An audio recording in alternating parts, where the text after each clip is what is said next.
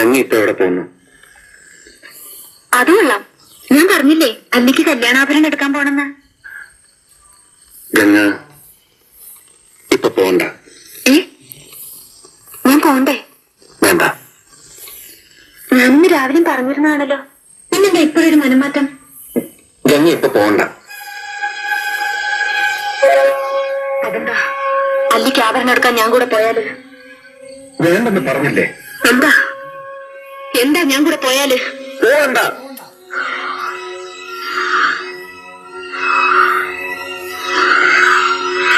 വിടമാട്ടെ, വിടമാട്ടെ.